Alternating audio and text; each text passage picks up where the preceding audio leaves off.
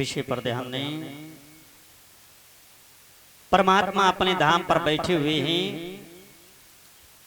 भागवत पुराण पर वेद व्यास ने लिखा है,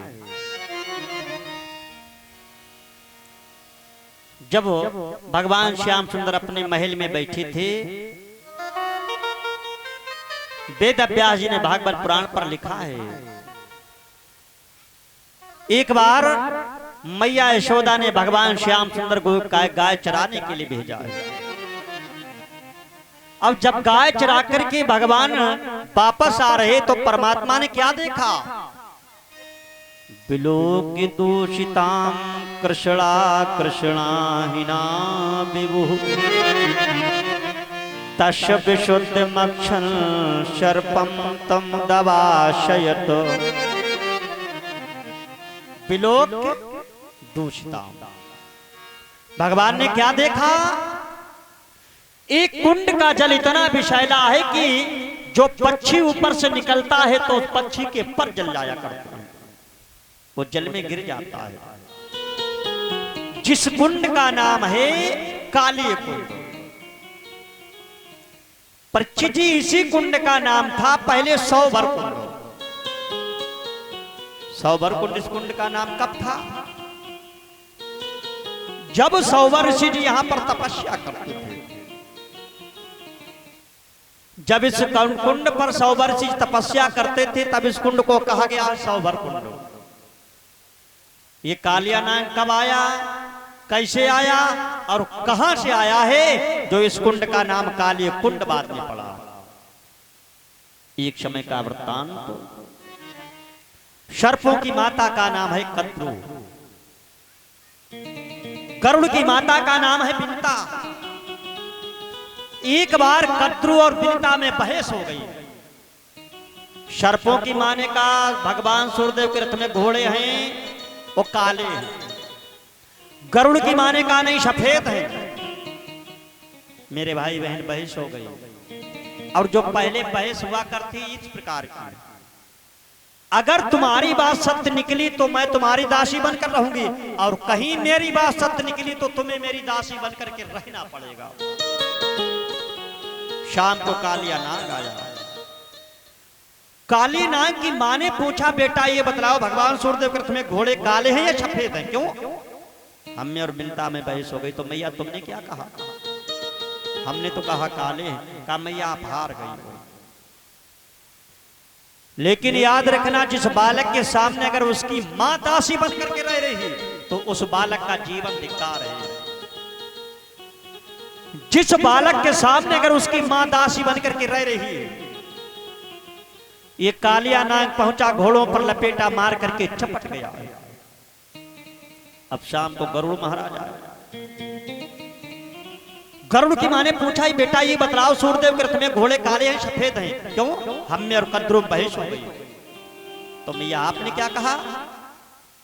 बेटा हमने तो कहा सफेद है। कहा मैया आप जीत गई हो, कद्रु हार गई। लेकिन जब सूर्यदेव ने वो सूर्यदेव के घोड़ों की तरफ गरुड़ ने देखा तो ये कालिया नाग घोड़ों पर लपेटा मारे चपटा पड़ा है।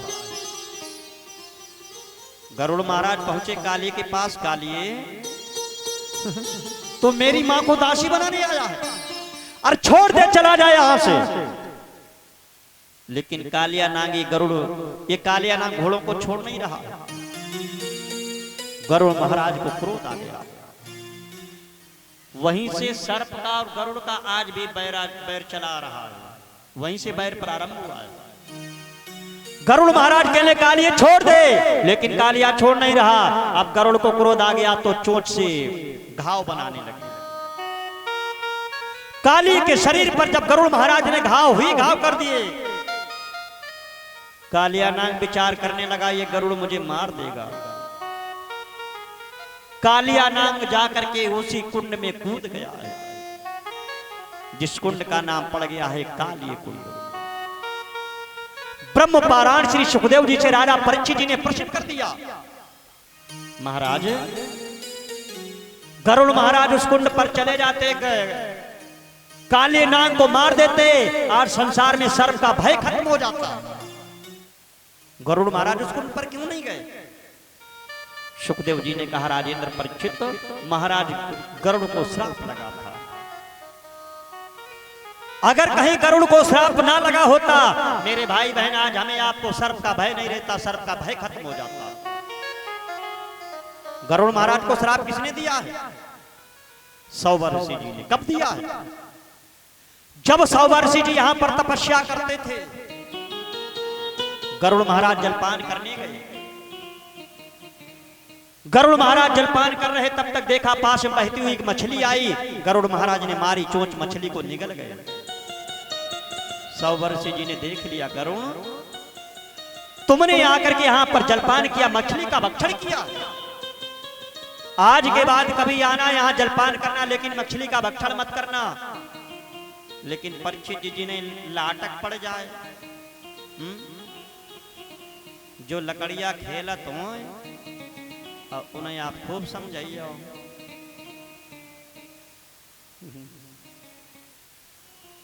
नहीं भाई, मेरे परीक्षित जी ऐसा नहीं करते।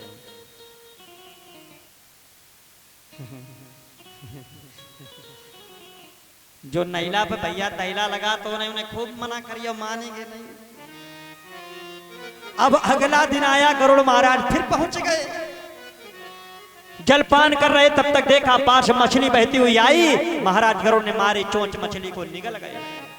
सौवर्षि जी ने पुनः फिर देख लिया, गरुड़ हमने तुम्हें कल मना किया, नहीं माने। जाओ, आज मैं तुम्हें श्राप दे रहा हूं। आज के बाद कभी भी अगर तुम यहां पर कुंड पर आ गए तो यहां पर आते आते जल करके भस्म हो जाओगे। अगर सौवर्षि जी ने गरुड़ को श्राप ये ना दिया होता, आज हमें आपको सर्प का संसार में भय नहीं रहता। गरुड़ महाराज को श्राप लगा है, इसलिए महाराज गरुड़ उस कुंड पर जा नहीं सकते थे। इसलिए कालिया नांग जाकर के उसी कुंड में कूद गया है। भगवान ने देखा कुंड का जल बड़ा विषैला हो चुका है। मनसुका से कहा, मनसुका चलो अब हम तुम गेंद का खेल खेलेंगे। भैया ये गेंद का खेल पहले भी युगों में खेला गया। अब ऐसा मत विचार करना कि ये मैच हो रहा, अब इस युग में मैच गेंद खेल खेली जा रही है। गेंद का खेल पहले भी युगों में खेला गया है। मनसुका ने बरवाई गेंद, पहुंच गया काली कुंड के पास। मनसुका कहने, कन्हैया तो गेंद तो खेलने जा रहे हो, लेकिन गेंद खेलने से पहले मेरी बात सुनो। मेरी गेंद जिसके द्वारा कुंड में चली गई तो गेंद हमें फिर यही चाहिए।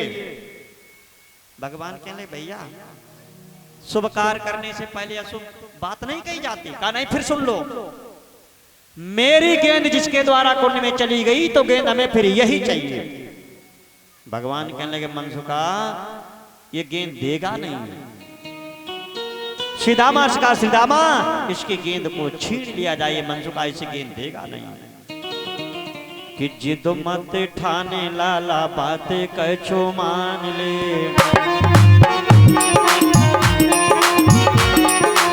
जिद मत ठाने लाला, बातें कछो मान ले। कहाँ बाकी गेंद पाई, गेंद को निकाल ले।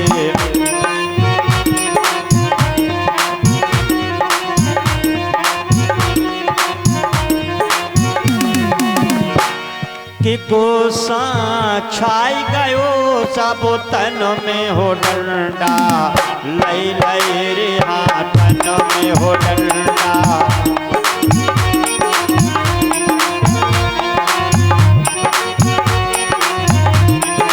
मनसुका कहने, कन्हैया ठहर जाओ।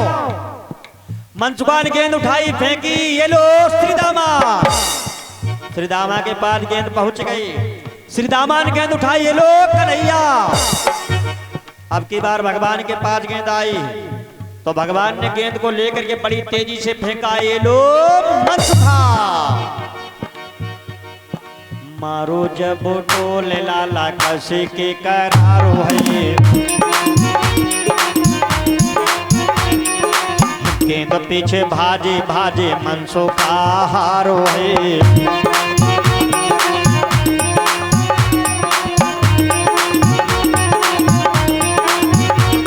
पसीना आई गयो सब तन में हो डंडा।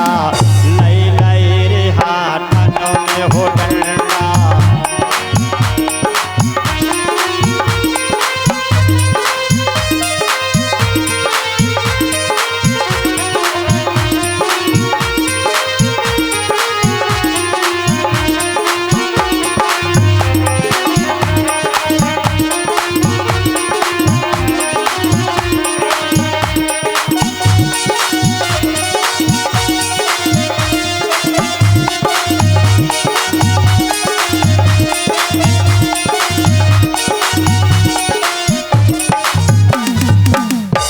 भगवान ने गेंद फेंकी, गेंद बड़ी तेज सर्र की आवाज करते कुंड में कूद गई। मनसुखा ने कहा गेंद, भगवान कहने तुम्हारी गेंद कुंड में चली गई, और चलो हम अपनी मैया यशोदा से तुम्हें इससे सुंदर दूसरी गेंद बनवा कर दे। मनसुखा ने कहा बात कम काम ज्यादा, हमें चाहिए गेंद और अभी चाहिए। भगवान कहने तुम्हारी गेंद तो कुंड में चली गई, और उस गेंद की खातिर क्या हम अपने प्राण दे दें? मनसुखा ने कहा चाहे प्राण दीजिए चाहे जिंदा रहो, हमें चाहिए गेंद। भगवान कहने अगर हम ऐसा जानते तो तुम्हारे साथ कभी मित्रता नहीं करते। मनसुखा ने कहा मित्रता चली आई बार मां, हमें चाहिए गेंद। नहीं मानोगे? कभी नहीं। भगवान ने देखा कदम का वृक्ष काले कुंड के पास खड़ा है। भगवान ने अपना पीला पीतांबर लेकर जिस समय कमर से बांधा, कदम के वृक्ष पर चढ़ करके बैठ गए। काले कुंड की तरफ जो डाल गई, भगवान उसी डाली पर बैठे। मनसुखा आप भी मान जाओ। मनसुखा ने कहा बात कम काम ज्यादा, हमें चाहिए गेंद और अभी चाहिए। नहीं मानो, कभी नहीं मानेंगे। भगवान ने वहां से लगाए छींटे, उस काले कुंड के अंदर कूद गए। अब तो श्रीदामा मनसुखा को गालियां देने लगा, मनसुखा तूने अच्छा नहीं किया। अरे मनसुखा तूने जरा सी गेंद खातिर मेरा बांसुरी वाला खो दिया। मनसुखा तूने अच्छा नहीं किया है। श्रीदामा मैया यशोदा के पार पहुंचा, मां आज मनसुखा ने जरा सी गेंद खातिर मेरा बांसुरी वाला खो दिया है मैया। कि यशोमती मैया से और बोले ग्वाल बाला, यमुना में कूदो मैया तेरो नैन लाला।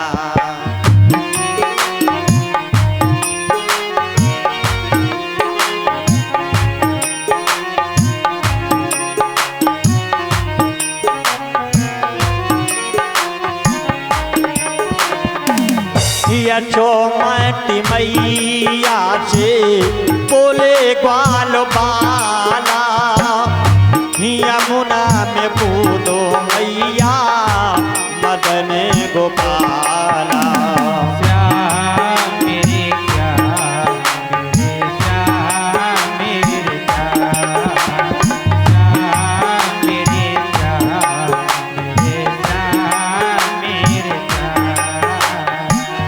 यशोमती मैया से बोले ग्वाल बाला, यमुना में कूदो मैया मदन गोपाला।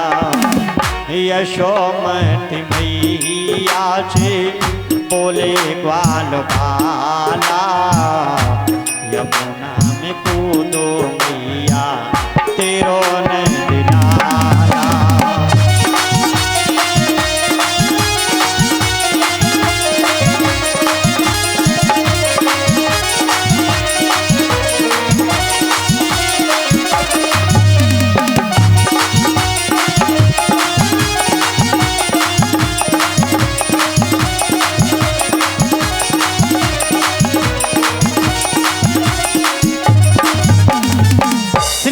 जैसे मैया यशोदा से कहा, अब मैया यशोदा भागती पहुंची, जैसे कुंड में कूदना चाहा कि बलराम ने मैया यशोदा को पकड़ लिया।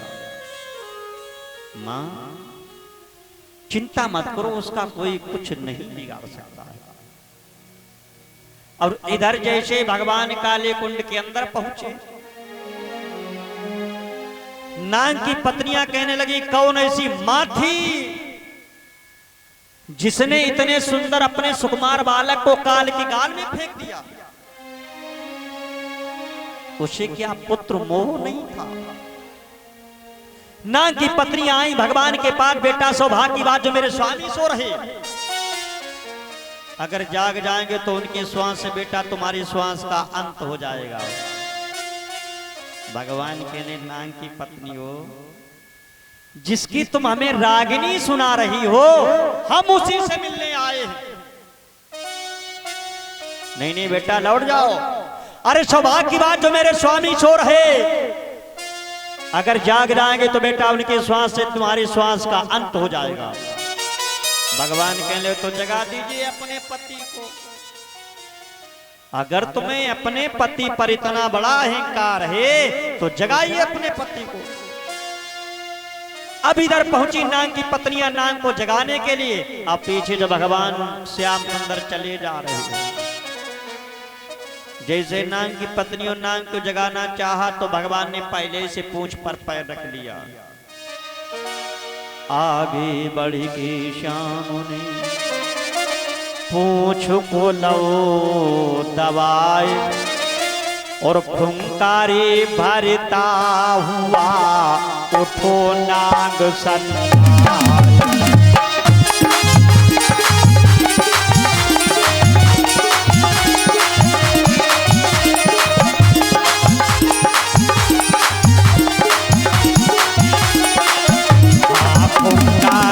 भरता हुआ उठो नाग संताय।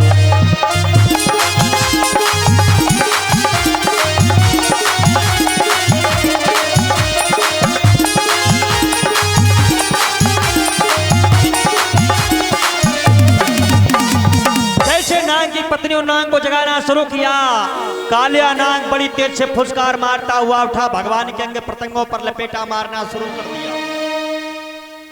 भगवान ने उसी समय अपना शरीर इतना गर्म किया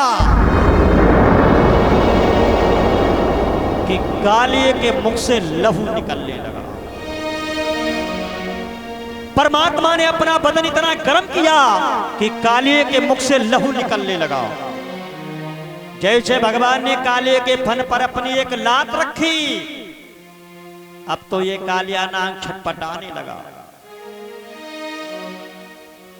नाग की पत्नियां भगवान कृष्ण के पास पहुंची, प्रभु मैंने आपको पहचान नहीं पाया, आप दूसरा पैर मत मार देना। नमस्तुभ्यं भगवते पुरुषाय महात्मने वासुदेवाय कृष्णाय चतवतां पतये नमः।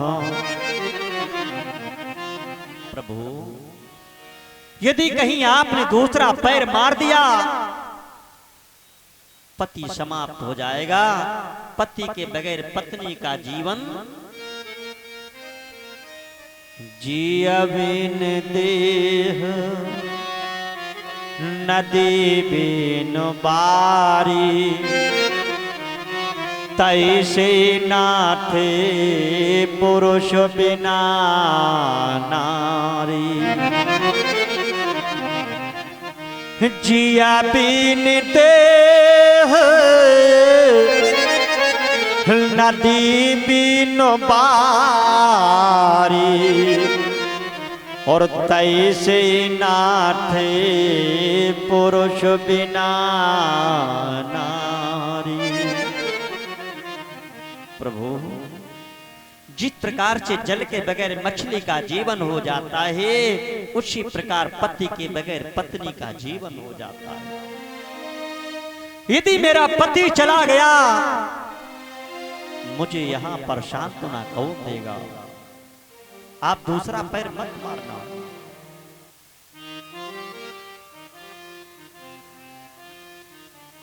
बोले गोविंद भगवान की जय हो। आप किसी फोटो पर देखना तो भगवान काले के फन पर एक ही पैर से खड़े हैं। परमात्मा ने दूसरा पैर रखा भी नहीं है। भगवान कहने लगे, सुनो, सबसे पहले मेरी मुझे लाकर ये गेंद दीजिए। भगवान ने गेंद मंगाई। काले नाग से परमात्मा ने कहा, काले नाग नागालयम रमणकम कस्मात्याज कालिया कृतम किंबाशु पर्णशे तैने के समंजसम। नागालय रमणकम, अब तुम नागालय रमणक तुम पर्वत पर चले जाओ। कालिया नाग कहने लगा, प्रभु मुझे गरुड़ का डर है, मुझे गरुड़ मार देगा। भगवान कहने लगे, कालिए जिसका मुझसे मिलन हो जाए उसे संसार में किसका भय होगा? मेरे भाई बहन, जिसका परमात्मा से मिलन हो जाए, जिसका परमात्मा से स्पर्श हो जाए, उसे संसार में किसी का कोई भय नहीं रहता है। भगवान के लिए तुम्हें किसी का भय नहीं है। अब तुम इस कुंड को छोड़ करके नागाला ब्रह्मलब्ध पर्वत पर चले जाओ। भगवान ने बंसी निकाली है, बंसी बजाते हुए काले के फन पर एक ही पैर से नाचते जैसे ऊपर आई, मैया यशोदा ने भगवान को अपनी बाहों में ले लिया। बेटा तुम्हें कोई कष्ट तो नहीं हुआ? भगवान के लिए मैया आपका आशीर्वाद था, मुझे किसी का डर नहीं है। काली नाग से कहा तुम रमणद्वीप पर्वत पर चले जाओ। कालिया नाग रमणद्वीप पर्वत चला जाता है। परमात्मा आकर के अपने धाम पर बैठे हुए थे। वेद व्यास जी ने भागवत पुराण पर लिख दिया है, हेमंते प्रथमे मास नंद ब्रजे कुमारिका चेरुर्हविष्यं भुंजाना कायत्यायन अर्चन व्रतम। हेमंते प्रथमे मास, सर्दी आने का सबसे पहला महीना कौन सा होता है? भागवत पुराण पूछ रही है, बतला रही है कि हेमंते प्रथमे मास नंद ब्रज कुमारिका, सर्दी आने का सबसे पहला महीना अर्थात कुंवार का महीना था। कुंवार के महीने में ब्रज की कुंवारी कन्याएं यमुना जी के जल में जाकर के नग्न अवस्था में स्नान करती थी, पूजा करती थी। किसकी करती थी? कायत्यायनी महामाये महायोगिनी धीश्वरी नंद गोप सुतम देवी पति में कुरते नमः। कायत्यायनी महामाया, कायत्यायनी देवी की पूजा करती थी और उनसे कामना करती थी। नंद गोप सुतम देवी, जो नंद का छोरा है, नंद का लला है, पति में कुरते नमः। ये नंद का लाला हमें पति रूप में प्राप्त हो, ये पूजा करके कामना कर रही थी। जल के देवता वरुण देव, एक बार महाराज वरुण देव रोए। भगवान कृष्ण ने पूछा वरुण क्यों रो रहे हो? का कन्हैया, ब्रज की कुंवारी कन्याएं आकर के नगर अवस्था में स्नान करती हैं, मेरा अपमान करती हैं। भगवान कहने रोइए नहीं, कल तो आएंगी लेकिन इसके बाद फिर नहीं आएंगे। सुबह हुआ, ब्रज की कुंवारी कन्याएं पहुंच गई, अपने नीले पीले वस्त्र उतारे यमुना जी के बाहर रख दिए और जल में प्रवेश कर गई। भगवान ने पीछे से जाकर के सभी के उठाए वस्त्र और वस्त्र ले जाकर के कदम के वृक्ष पर चढ़ करके बैठ गए। परमात्मा ने वहां पर बंसी को बजाना शुरू किया। लला राम नाम